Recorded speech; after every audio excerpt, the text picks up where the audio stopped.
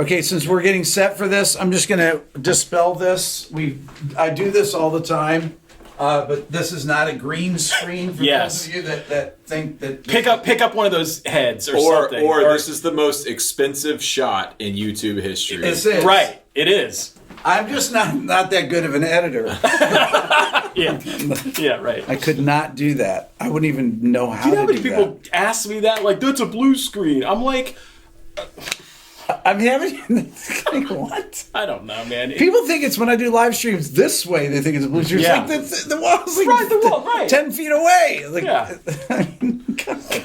You got the people that are doing the CG for Marvel movies running your YouTube channel. Right, exactly. Yeah. Like I see people that they'll post their layers of Final Cut Pro, and you'll see all these stacks of things. That's what Rhett's videos look like. Yeah. My videos are just one thing, occasionally with a little text box. That's all it is. There's never anything stacked on anything on my edit window, and that's why they look like they do. Man.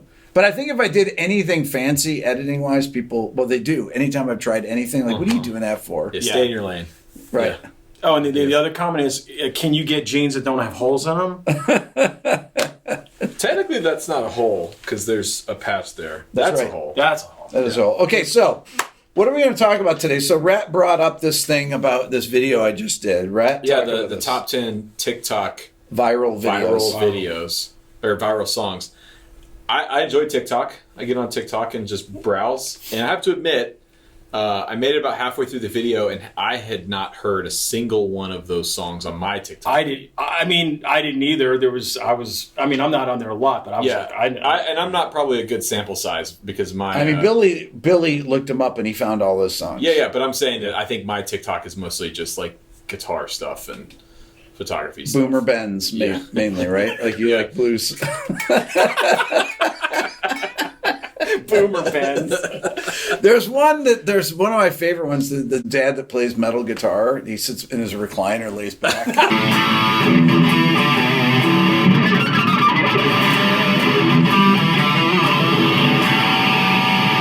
He's bald-headed, and he's shredding, playing great Metallica and stuff. And his kids are walking behind him. Right. They're coming in through the door, and he's just sitting back playing and just killing it. His bald head is amazing. Yeah. Boomer Benz. That's the new channel, right? Boomer there. Benz. Wow. That's from Tim Henson from Polyphia. Tim, thank you very much for that, because you said that to Tosin and Misha and I, and we both looked at each other like, Boomer Benz, wait a minute, is he talking about us too? Like the boomerish sound of like a, Yeah. I'm not even a boomer and I feel attacked. I mean, I was the only boomer there, and he's talking about Boomer Benz, looking at Tosin and Misha. I was like, My entire sorry, guitar guys. vocabulary is boomer bends. I don't know how to play anything else. Well, how about the other white elephant in the room? We all collectively hate Stevie Ray Vaughan. I get it all the time. Oh, you never talk about Stevie Ray Vaughan. Rory Gallagher. We all love Stevie Ray Vaughan, but people are like, Rick, you don't do videos on Stevie Ray Vaughan. So you don't like him. So what are you talking about? right. Rick, you've never talked about, but people say I don't talk about all these different things. I was like, I've made 8 videos on this. I've made people angry by like talking about it. Anytime I'm talking about a Strat or a Tube Screamer or Jimmy or anybody in the video, well, you didn't talk about Stevie Ray Vaughan. So Or Rory Gallagher. Yeah, That's another one I Robin get Trower. constantly. Robin Trower. Yeah. Who are all of these guys I love. And you can't play Strat and not like those guys. I'm sorry. That's right. It's just impossible. You can't talk about everybody. Right. And when you do, I have 900 videos. So to say that I haven't talked about them, I mean, I can make 8 videos about someone and people are like, I can't believe you haven't done that. It's like, well, except for the 8 videos I made about them. I can't keep going over the same things. Okay, let's talk about this TikTok list here, though. your top 10 videos I think are really great. You and I had a discussion on my channel about the alternative list and how it spawned a just tidal wave of hatred.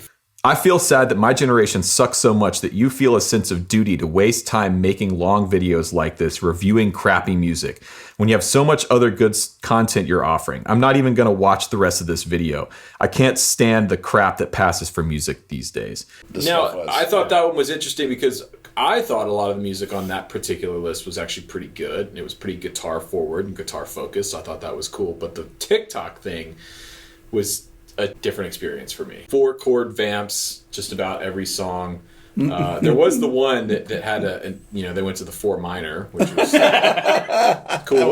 Went to F minor. Yeah. Well, they were getting really dark. And it was cool because it went 4 minor, went F minor, then to A minor, went to the 6th chord. And people are like, Rick, you're always talking about the chords. It said, well, if you talk about the kick drum and the snare, it's everything else they've used on every other song. So there's really nothing else to talk about. Which is not to say that the type of or the number of chords used in a progression is directly correlated to the quality of the song. That's right. There's a lot of great songs that are 2 chords. Yes, point well taken. And I don't think that the number of chords in a song, people are like, Rick thinks that number of chords in a song equals that it's good. No, it's the fact that every song nowadays uses the same 4 chords and has for the last 20 years.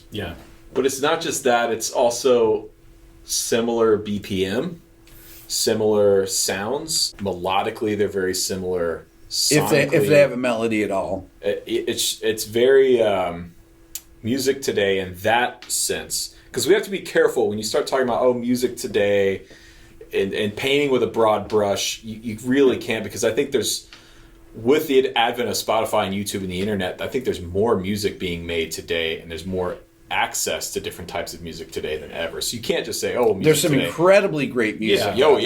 Exactly. But the viral, it's the viral stuff that's and the things that people, I make these videos about contemporary music because people that watch my channel, they probably wouldn't ever turn on these lists and see what's actually out there. But I listen to it and I talk about the, kind of how the things are put together.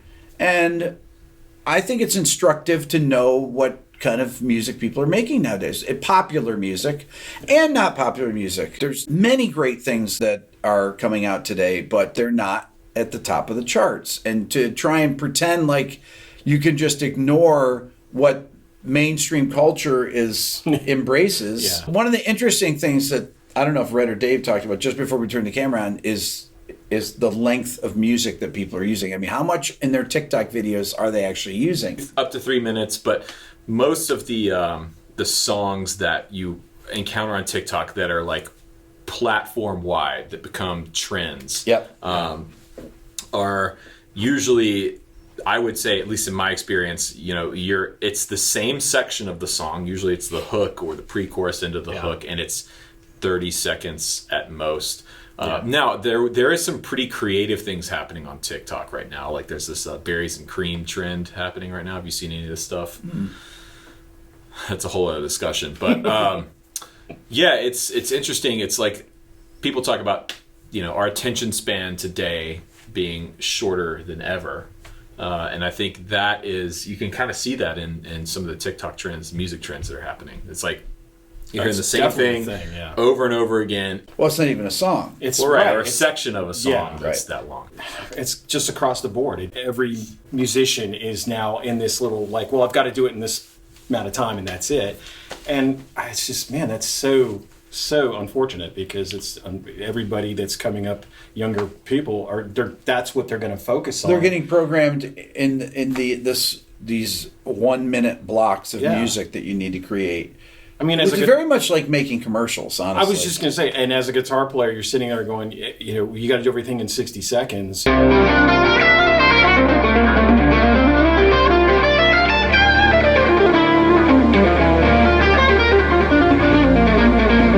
have a lot of friends that did commercials historically, and then they would go back to trying to write music, and it would be difficult to sustain ideas over the course of even 3 minutes when they're used to writing 1 minute's worth of music. Yeah, I did Coke commercials for years in local around here, and you would have 45 seconds, get out, get in, get out, and they would just cram everything into this one thing. And if you do that constantly, I started thinking like that in a lot of ways. It was not cool. I know when I'm doing an Instagram post, I know exactly how long 60 seconds is. I know how to make. Yeah, I've done so many posts. I know exactly how much information you can fit in, and I use every bit of that. Quick lesson, there's a few scales I like using over minor chords. Let's say I have an A minor. Use A minor blues.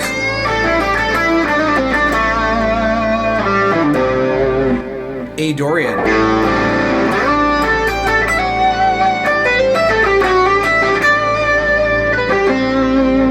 use Aeolian.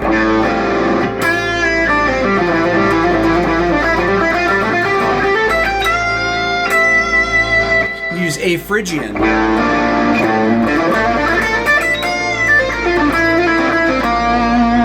You could use A melodic minor.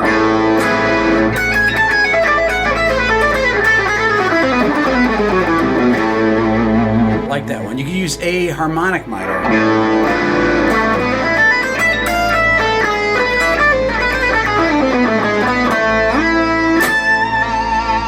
Like that. I've had people say your videos are the longest 1 minute, and I actually take that as a compliment. Maybe maybe they mean I'll say. maybe they mean that in a bad way. Right. But I fit in so much stuff into 1 minute. Nothing that Rhett understands, unfortunately. Oh man! Again, boomer bands. That's all Boomer I know. bends. Yeah. I stay away from boomer bends because I'm a boomer. If I bend, then I'm gonna get boomer bends all the time. I just need to leave the room if that's the case. Because that's all I got. Like that. And I'm like, hey, all right, whatever. But I will say though, there's another side to this TikTok phenomenon that I actually think is a really good thing. And when I say TikTok, I mean just social media and the internet in general, which is, at least on my experience with TikTok, I see a lot of guitar players and I see a lot of really young guitar players. I'm seeing people that are in their late teens, early 20s, and people that are really talented. And it's not just shredders or people, it's all kinds of stuff. Yeah. I see songwriters, I see people that can't be older than 18 years old with an acoustic guitar that will take that 30 seconds or 60 seconds and play you the hook of their new song, and it's like, oh my god, that's beautiful. I stumbled across he was doing a live stream the other night, a country guy that I cannot remember his name. He's 18 years old and he sounds like he is one of the country legends of the last 40 years. And it's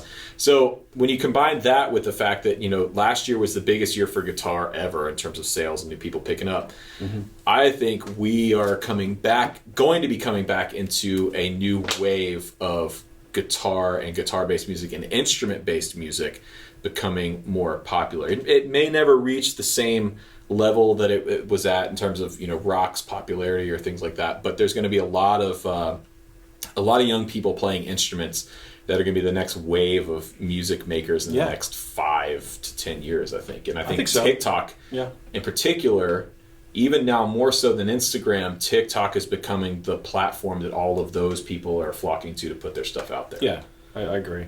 I think the other thing I noticed too is that for me, the ones that always impress me the most as far as some of the TikTok stuff is usually from some real far country from here, at least what I noticed. But no, I agree though. I think the players are younger and the technical abilities are definitely getting better. I'm envious. I wish I had this platform and all these platforms as a kid. I can't tell you how many needles I broke and records I ruined learning stuff. My concern is that it's these small increments, the song is suffering in a lot of ways. In terms of what's popular in top 40, I think.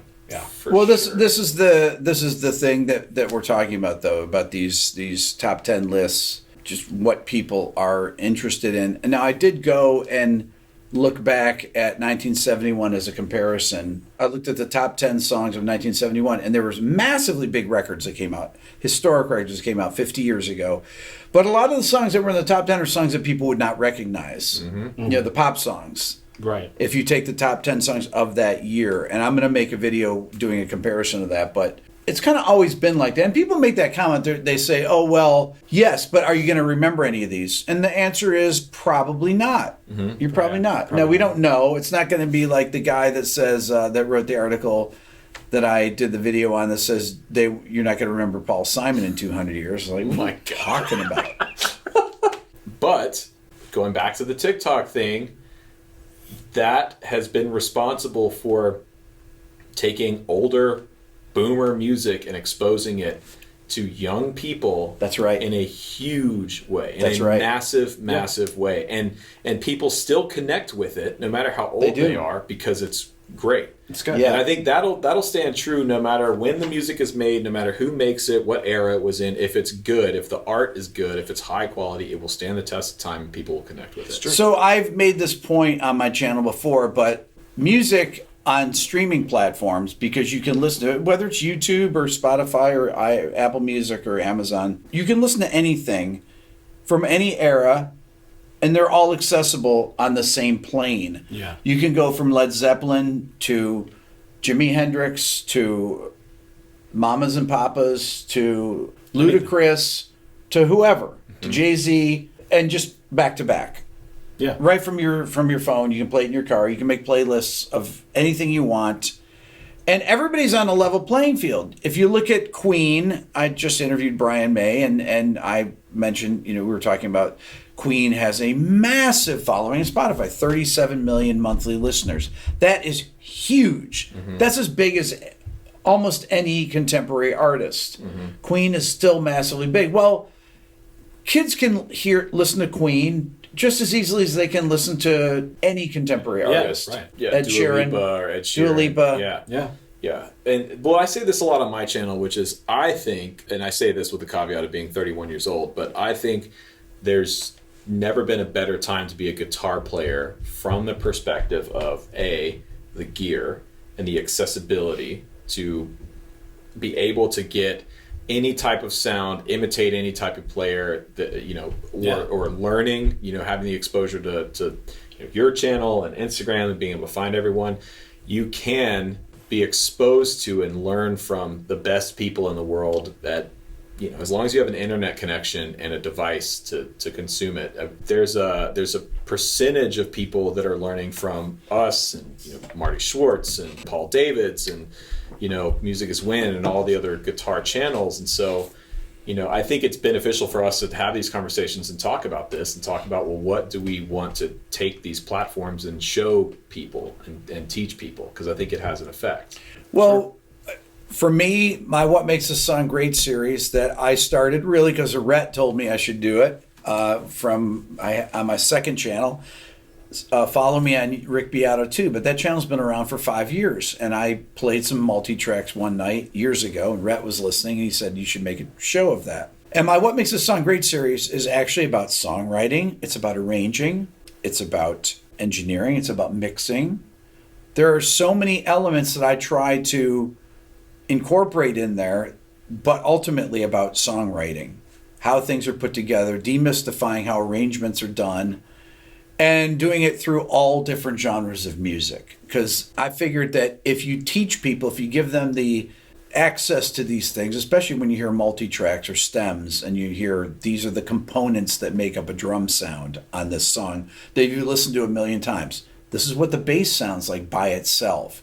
These are what the guitars sound like. If it's Boston More Than a Feeling, or if it's Tool, if it's Polyphia, it doesn't matter. Once you hear those things separated, it teaches you how songs are put together. Yeah, definitely. As we were just talking about, these platforms, there's so much information now that you would hope that all of this information will actually lift up the music itself. And we won't just be stuck with the same 4 chords and the same 3 loops, And unfortunately, at this point, we're kind of sort of that, at least in the viral videos that we're talking about. And I think you could say a lot of the same things about music that was being made in the 60s, 70s, and 80s. I mean, they talked about it in, one of my favorite movies is the documentary It Might Get Loud. I love that. And at the, they were talking to The Edge, and he mentioned watching Top of the Pops in the 70s, late 60s, early 70s, and how most of the stuff on Top of the Pops was just what we're talking about. Songs that you've never heard of anymore. Right, Right. because they weren't good. That's right. It didn't work. Right. So I think you have to keep that in mind. My TikTok list. Yes. That you will not hear any of those songs ever again. Yeah. If you're lucky. So I would say, I'm just kidding. As the resident millennial on the board here, I think don't judge a platform like TikTok or Instagram or YouTube based off of what is strictly viral or popular, because just under that surface, under that facade, there's a lot of really great art happening, and there's a lot of really inspiring people that are making really good stuff that will stand up. And those people are using these platforms right now to launch their careers, and there's some people on there now that we'll be talking about for the next 50 years. Some of which use Boomer Bens. Like, well, leave your comments in the comments below and let us know what you think. It's great having these guys back. Yeah, this is fun. We'll see you soon. That's all for now. Don't forget to subscribe, ring the bell, and leave a comment.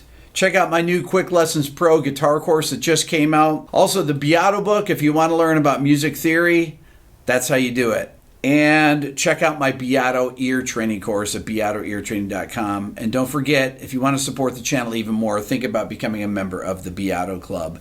Thanks so much for watching.